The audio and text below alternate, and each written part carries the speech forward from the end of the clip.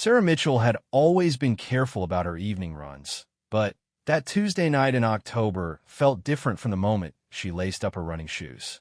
The small town of Millbrook had always seemed safe, with its tree-lined streets and friendly neighbors who waved from their porches. She had been running the same route for 3 years without incident, but something in the air felt heavy that night.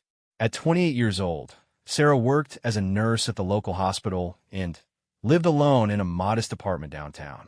Her evening runs were her escape from the stress of 12-hour shifts and the constant pressure of saving lives. The familiar rhythm of her feet against the pavement usually calmed her mind, but tonight her instinct screamed that something was wrong. The first sign of trouble came when she heard the distant rumble of motorcycle engines echoing through the quiet streets. Millbrook rarely saw large groups of bikers, especially not at 9 o'clock on a weeknight. Sarah tried to push the worry from her mind and continued her route along Maple Street, but the sound grew louder and more menacing with each passing minute. As she turned onto the main road that led back toward town, Sarah saw them. A massive group of motorcycles had gathered in the parking lot of the old gas station that had been closed for months. The bikers wore leather jackets with patches she didn't recognize, and their loud voices carried across the empty lot. She counted at least 30 of them, maybe more, and every instinct told her to turn around immediately. But Sarah had made a crucial mistake. In her moment of panic and confusion, she had stopped running and stood frozen on the sidewalk, staring at the group. One of the bikers noticed her and pointed in her direction. Within seconds, several others had turned to look at the lone woman standing under the flickering streetlight. The leader of the group, a massive man with a gray beard and arms covered in tattoos, revved his engine and began moving toward her. Sarah's heart pounded as she realized her terrible situation. She was alone, far from any houses or businesses that might be open, with nowhere to run except back down the dark street she had come from. She turned and began running as fast as her legs could carry her, but the sound of motorcycle engines roaring to life behind her sent ice through her veins. These weren't just random bikers passing through town. Their shouting and the aggressive way they pursued her made it clear that their intentions were dangerous. Sarah had always been a strong runner, but terror gave her speed she didn't know she possessed. She sprinted down the sidewalk, her lungs burning and her legs pumping desperately. Behind her, she could hear the motorcycles getting closer, their engines drowning out everything else in the quiet night. The bikers began shouting crude comments and threats that made Sarah's blood run cold. They weren't just following her out of curiosity or as some kind of joke. The violence in their voices told her that if they caught her, the consequences would be unthinkable. She tried to remember every self-defense class she had ever taken, every piece of advice about staying safe while running alone. But none of it had prepared her for being hunted by more than 30 armed men on motorcycles through empty streets with nowhere to hide. As Sarah ran, she frantically searched for any building that might be open, any house with lights on, anywhere she could find help. But this part of town was mostly industrial, with closed warehouses and empty lots offering no sanctuary. The nearest residential area was still several blocks away, and she wasn't sure she could maintain this pace long enough to reach safety. The motorcycles were close enough now that she could feel the vibration of their engines through the ground. Some of the bikers had spread out to flank her, trying to cut off any escape routes. Sarah realized with growing horror that they were herding her like prey, forcing her toward an area where she would have no choice but to face them. Her phone was in the pocket of her running jacket, but she couldn't risk slowing down a call for help. Even if she managed to reach the police, they would never arrive in time. The bikers were only yards behind her now, and she could hear their cruel laughter mixing with the roar of their engines. Just as Sarah felt her strength beginning to fail and despair creeping in her mind, she saw something that gave her a spark of hope. Up ahead, parked on the side of the road, was a military Humvee with government plates. It looked official and out of place in the small town setting. As she got closer, Sarah could see that there were men standing near the vehicle. They were dressed in civilian clothes, but something about their posture and the way they carried themselves screamed military training. One of them noticed her approaching at a full sprint with a gang of motorcycles in pursuit. The man nearest to her immediately recognized the danger. He was tall and lean with short dark hair and the kind of calm intensity that comes from years of military service. Without hesitation, he stepped into Sarah's path and caught her as she stumbled, her legs finally giving out from exhaustion and terror. Behind him, 5 other men had emerged from around the Humvee. They moved with the fluid coordination of a well-trained unit, instantly assessing the threat and positioning themselves between Sarah and the approaching bikers. These weren't ordinary soldiers or weekend warriors. Everything about them suggested elite military training and combat experience. The leader of the group, a man with steel-gray eyes and scars on his hands that spoke of countless missions, stepped forward as the motorcycles began to slow down. The bikers had expected to corner a helpless woman, but now they found themselves facing something entirely different. As the dust settled and engines quieted to idle, intense silence fell over the scene. Sarah crouched behind the soldiers, her chest heaving as she tried to catch her breath. The bikers sat on their motorcycles, suddenly uncertain. They had been expecting easy prey, but the 6 men standing protectively around Sarah radiated the kind of dangerous competence that made even hardened criminals think twice. The biker leader, the same massive man who had first spotted Sarah, removed his helmet and climbed off his motorcycle. He looked at the soldiers with a mixture of anger and calculation, trying to determine whether his group could still accomplish whatever they had planned for the terrified woman they had been chasing. What happened next would depend entirely on choices made in the space of a few heartbeats. Sarah had found protection, but she was far from safe. The bikers outnumbered the soldiers by nearly 6-1, and they showed no signs of backing down. The night that had started as a simple evening run was about to become something much more dangerous for everyone involved. The tension in the air was thick enough to cut with a knife as the biker leader stepped closer to the group of soldiers. His name was Rex Bronson, and he had spent 15 years building his reputation as someone who took what he wanted and answered to no one. The Iron Wolves Motorcycle Club had rolled into Millbrook that evening looking for trouble, and Rex wasn't about to let 6 strangers ruin their plans. Behind him, 34 other bikers remained on their motorcycles, engines idling ominously. They were a mix of career criminals, ex-convicts, and violent men who had found a home in the outlaw motorcycle world. Many carried weapons concealed in their jackets, and they were used to intimidating anyone who stood in their way. The soldier who had caught Sarah stepped forward slightly. His name was Marcus Thompson, and he was a master sergeant in the Army's elite Delta Force. The other 5 men with him were also special operations veterans, all of them with multiple combat deployments and specialized training in dealing with exactly these kinds of situations. Marcus kept his voice calm and steady as he addressed the biker leader.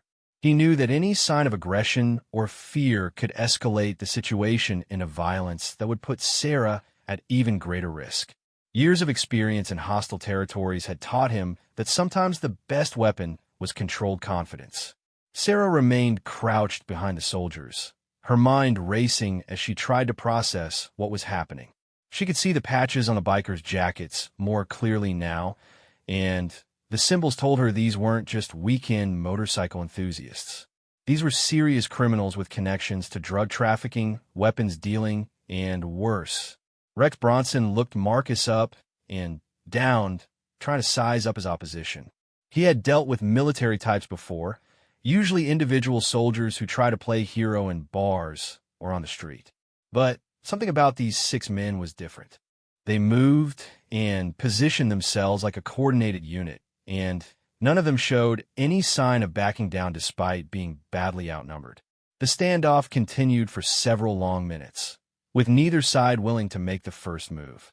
Sarah could hear her heart pounding in her ears as she watched the 2 groups assess each other. She knew that her life might depend on what happened in the next few moments. Finally, Rex made his decision. He had not built his reputation by backing down from fights, especially not in front of his entire crew. With a slight nod to his men, he gave the signal that the Iron Wolves had been waiting for. The bikers began climbing off their motorcycles, reaching for weapons, and spreading out to surround the small group. Marcus and his team had been expecting this moment since the first motorcycle appeared on the horizon. They had identified the threat, positioned themselves strategically, and prepared for multiple scenarios. What the bikers didn't know was that these 6 men had faced much worse odds in places like Afghanistan and Iraq, where being outnumbered was just another day at the office. The first biker to make an aggressive move was a young man named Tommy who pulled a knife from his jacket and lunged toward Sarah. He never made it within 5 feet of her. Marcus moved with lightning speed, disarming Tommy and dropping him to the ground with a precise combination of strikes that left him unconscious before he knew what had hit him. The sight of their comrade being taken down so effortlessly enraged the other bikers, and they attacked en masse. But they quickly discovered that they had made a terrible miscalculation. The soldiers didn't just fight back. They fought with the kind of coordinated precision that comes from years of training together in life-or-death situations. James Rodriguez, a Delta Force medic and weapons specialist, faced off against 3 bikers simultaneously. Using techniques learned from military close-quarters combat training, he turned their superior numbers against them, causing them to interfere with each other as he systematically disabled each attacker. David Chun, an explosives expert and martial arts instructor, found himself surrounded by 5 bikers armed with clubs and chains. Instead of being overwhelmed, he used their weapons against them, redirecting their attacks, and using their momentum to send them crashing into each other and the pavement. The fight was brutal, but remarkably one-sided. The bikers had expected to use their numbers and reputation to intimidate the soldiers into backing down. Instead, they found themselves facing men who had been trained to handle exactly these situations under much worse conditions. Sarah watched in amazement as the 6 soldiers worked together like a perfectly coordinated machine. They protected her while simultaneously dealing with attackers coming from multiple directions. None of them seemed panicked or overwhelmed, even as the bikers threw everything they had at them. Rex Bronson realized quickly that his men were losing badly. These weren't ordinary soldiers or even typical special forces. The way they moved and fought suggested training and experience at the highest levels of military operations. He began to suspect that he had picked a fight with some of the most dangerous men in the world. As more of his bikers went down, Rex made a desperate decision. He pulled out a pistol and aimed it at Sarah, hoping to use her as leverage to force the soldiers to surrender. It was the worst mistake he could have made. The moment Rex drew his weapon, the entire dynamic of the fight changed. The soldiers had been using non-lethal force up to that point, but threatening an innocent civilian with a firearm crossed a line that triggered their most aggressive training protocols. Marcus Thompson moved faster than Rex thought humanly possible. Before the biker leader could even properly aim his weapon, Marcus had closed the distance between them and rendered the gun useless with a disarming technique that left Rex's wrist broken and the pistol spinning away across the asphalt. The remaining bikers who were still conscious and able to fight suddenly found themselves facing a level of violence they had never encountered before. The soldiers were no longer simply defending themselves. They were systematically dismantling the entire gang with surgical precision. Within minutes, all 35 bikers were either unconscious, severely injured, or begging for mercy. The soldiers stood over them, barely breathing hard despite having just fought off an attack by overwhelming numbers. Sarah looked around at the scene in disbelief, unable to process how 6 men had defeated so many attackers so completely. As sirens began wailing in the distance, Sarah realized that someone must have called the police during the fight. The soldiers began securing weapons and making sure the defeated bikers couldn't escape or continue fighting. Everything they did was methodical and professional, as if dealing with situations like this was just routine for them. Marcus approached Sarah, who was still crouched behind their vehicle, her eyes wide with shock and gratitude. He knelt down beside her and spoke in the same calm voice he had used throughout the entire encounter, asking if she was injured and assuring her that she was now safe. As police cars and ambulances began arriving on the scene, Sarah knew that her life had been saved by 6 extraordinary men who had appeared at exactly the right moment. But she also sensed that this was far from over. The bikers had been part of something larger, and their attack on her might not have been as random as it appeared. The aftermath of the fight brought chaos to the quiet streets of Millbrook. Police cars, ambulances, and fire trucks filled the area with flashing lights and radio chatter. Detective Lisa Warren arrived on the scene to find 35 members of the Iron Wolves motorcycle gang either unconscious, injured, or in custody, while 6 mysterious men in civilian clothes stood calmly explaining the situation to the first responders. Sarah sat in the back of an ambulance, wrapped in a blanket and giving her statement to a police officer. Despite being physically unharmed, the psychological impact of being hunted through the streets by a violent gang was beginning to set in. She kept looking over at Marcus and his team, still trying to understand how they had appeared at exactly the right moment to save her life. As Detective Warren interviewed the soldiers, she began to piece together their identities. Marcus Thompson and his 5 teammates were members of Delta Force, the Army's most elite special operations unit. They had been passing through Millbrook on their way back from a classified training exercise when they stopped for fuel and witnessed Sarah being pursued by the bikers. What made the situation even more interesting was what the police discovered about the Iron Wolves gang. This wasn't just a random group of troublemakers looking for a victim to terrorize. The bikers had been in Millbrook for a specific purpose, and Sarah's evening run had put her in the wrong place at exactly the wrong time.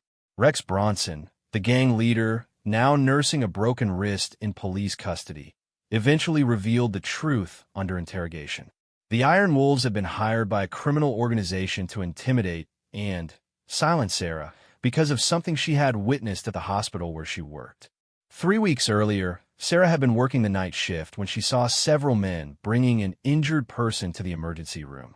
The wounded man had been shot, and the people who brought him were clearly criminals trying to avoid police involvement. Sarah had followed proper protocol and reported the incident, which had led to an investigation that threatened to expose a major drug trafficking operation. The criminals had decided that the easiest solution was to eliminate the witness who could connect them to their injured associate. The Iron Wolves had been contracted to make Sarah disappear quietly, but her evening run through the deserted streets had provided them with an unexpected opportunity. What was supposed to be a simple abduction had turned into a massive confrontation that brought unwanted attention to everyone involved. Marcus and his team had unknowingly disrupted a much larger criminal conspiracy.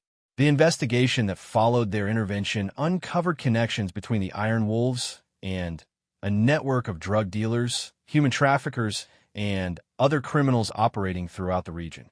Sarah's testimony, combined with evidence seized from the bikers, provided law enforcement with the information needed to dismantle the entire organization. In the weeks that followed, Sarah struggled to return to normal life. The trauma of being hunted by 35 armed men stayed with her, despite counseling and support from friends and family. She found herself constantly looking over her shoulder and jumping at unexpected sounds. Sleep became difficult, and she gave up her evening runs entirely. Marcus Thompson had left his contact information with Detective Warren, asking to be notified about Sarah's recovery and any developments in the case. When he learned about her ongoing struggles with anxiety and fear, he made an unexpected decision to return to Millbrook on his personal time. The Delta Force sergeant arrived at Sarah's apartment on a Saturday morning, explaining that he and his team felt responsible for her continued well-being. He offered to help her regain the confidence and sense of security that the attack had taken away. What followed was an unusual friendship between a small-town nurse and one of the military's most elite soldiers. Marcus began visiting Millbrook regularly, teaching Sarah practical self-defense techniques and helping her process the psychological aftermath of her ordeal. His calm presence and professional expertise slowly helped her rebuild the courage that had been shattered that terrible night. The other members of his Delta Force unit also stayed in contact, creating an extended support network that Sarah had never expected. These men, who were used to protecting their country from international threats, had made a personal commitment to protecting one woman who had been targeted for doing the right thing. As months passed, Sarah gradually returned to her normal activities. She started running again, but now she carried herself differently.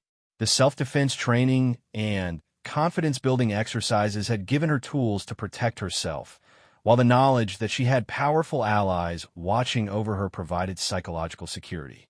The criminal organization that had targeted Sarah was completely dismantled by federal law enforcement. Dozens of arrests were made, and several major drug and human trafficking operations were shut down. The Iron Wolves motorcycle gang was classified as a criminal enterprise, with most of its members receiving lengthy prison sentences. Rex Bronson and the other gang leaders received the harshest punishments, not just for the attack on Sarah, but for their connections to numerous other violent crimes. The failed attempt to intimidate a hospital nurse had brought down an entire criminal network that had operated with impunity for years. A year after the attack, Sarah was asked to speak at a conference for healthcare workers about the importance of reporting suspicious activities despite potential risks. Standing at the podium, she spoke about how doing the right thing had nearly cost her everything, but had ultimately led to justice for countless victims of the criminal organization. In the audience sat Marcus Thompson and two of his Delta Force teammates, wearing dress uniforms and listening proudly as Sarah described how their intervention had changed her life. The woman who had once been a terrified victim running for her life had become a confident advocate for justice and victims' rights. The story of how 6 elite soldiers had rescued a nurse from 35 attacking bikers became legendary in military circles and law enforcement communities. But for Sarah and Marcus, it was simply the beginning of an unlikely friendship forged in violence, but sustained by mutual respect and shared commitment to protecting the innocent. Sarah never forgot that her survival had depended entirely on the courage and skill of 6 strangers who could have easily chosen not to get involved. Their decision to protect her had not only saved her life, but had led to the dismantling of a criminal empire and justice for countless victims. The evening run that had nearly ended in tragedy had instead become the catalyst for one of the most successful law enforcement operations in the region's history. And for Sarah Mitchell, it had proven that sometimes heroes really do appear when you need them most, even if they come in forms you never expected.